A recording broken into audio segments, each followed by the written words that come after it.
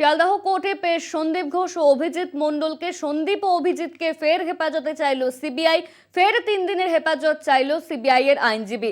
কোর্টে পেশ আরজি করের প্রাক্তন অধ্যক্ষ ও টালা থানার ওসিকে। ইতিমধ্যেই আমরা জানি শিয়ালদহ কোর্টে পেশ করা হয়েছিল টালা থানার ওসি এবং প্রাক্তন অধ্যক্ষ। আরজি করের প্রাক্তন অধ্যক্ষ তাকে ফের 3 দিনের সিবিআই হেফাজত দেওয়া হয়েছে। 3 দিনের সিবিআই হেফাজত। সন্দীপ ও অভিজিৎকে ফের হেফাজতে চাইল সিবিআই।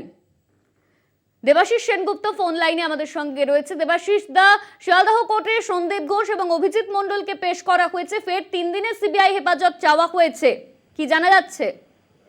দেখো, আদালতে দুপক্ষের আইনজীবী সওয়াল জবাব হয় অভিজিৎ মণ্ডল এবং সিবিআই এর আইনজীবীদের মধ্যে।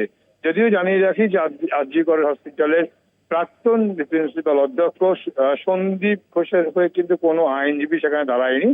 প্রথমেই আমরা দেখেছি যে একদল আইনজীবী তারা কিন্তু বিচারকের মাধ্যমে আবেদন জানান অন্যান্য আইনজীবীদের, যাতে এরকম একটা ঘটনায় অভিযুক্ত হয়ে যাতে কেউ না জামিনের জন্য আবেদন করে।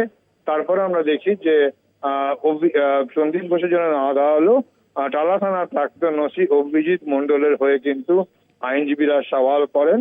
সেক্ষেত্রে সিবিআই যে তাদের যে বক্তব্যের জায়গায় বলেন যে এটা একটা বৃহত্তর ষড়যন্ত্র, যদিও খুন এবং ধর্ষণের ঘটনার সঙ্গে যুক্ত না থাকলেও বৃহত্তর একটা ষড়যন্ত্রের সঙ্গে যোগ রয়েছে। এবং কেবল তাই নয়, এই যে ঘটনার পরে প্রায় 14 ঘন্টা অতিক্রান্ত হয়ে যাওয়ার পরে এফআইআর করা হয়, এছাড়াও বেশ কিছু বিষয় তারা তুলে ধরে।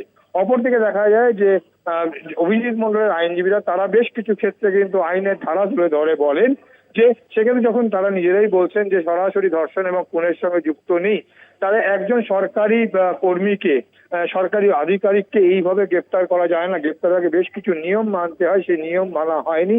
তাছাড়াও বেশ কিছু আইনের ধারা দেখিয়ে বলা হয় যে এক্ষেত্রে কিন্তু যেহেতু সরাসরি এই অফেন্সে যুক্ত নাম নেই বা সেরকম করে একজনকে আটক করতে গেলে তার জন্য নির্দিষ্ট ধারা যেখানে থাকতে হয়, সেক্ষেত্রে কোনো সেরকম কোনো আইন কিন্তু ধারা এখানে তুমি পাশাপাশি যে অভিযোগ করা হয়েছে সেই অভিযোগের ম্যাক্সিমাম সাজা হচ্ছে 6 মাস। তাহলে সেক্ষেত্রে কিন্তু জামিনযোগ্য এটা, এবং সেক্ষেত্রে আইনজীবী তাকে বেল দেওয়া হোক। এবং বেশ কিছু ক্ষেত্রে লেখুন, অর্থাৎ সিবিআই এর বেশ কিছু গলদ যা রিমান্ডের কথা উল্লেখ করে ধরেন যে আগের রিমান্ড এবং আজকের রিমান্ডে 3 পাতা সিবিআই রিমান্ড থাকলো, যেটা অভিজিৎ মণ্ডলের আইনজীবীরা বলে যে সেখানে 2টি অভিযোগ মাত্র অভিজিৎ মণ্ডলের হয়ে বিরুদ্ধে করেছে। এক হচ্ছে তার ফোনটাকে সিজ করা হয়েছে, দ্বিতীয় হচ্ছে যে সিসিটিভি ফুটেজ তার পেয়েছে, এমনটাই অভিযোগ। এছাড়াও কিন্তু আর কোনো রকম কোনো অভিযোগ তার বিরুদ্ধে করতে পারেনি।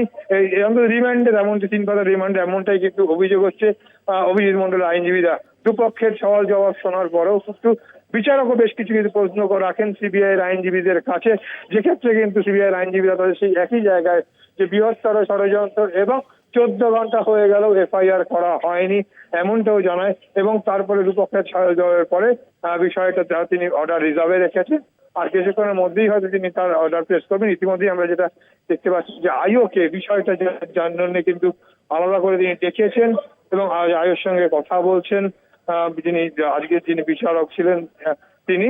অর্থাৎ সেক্ষেত্রে আর কিছুক্ষণের মধ্যেই হয়তো সেই অর্ডার বেরিয়ে আসবে।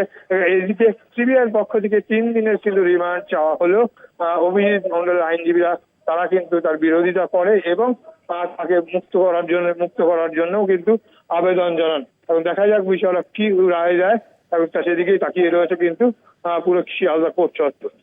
ধন্যবাদ তোমায় দেবাশিস। আমাদের সঙ্গে ছিলেন আমাদের প্রতিনিধি দেবাশিস সেনগুপ্ত।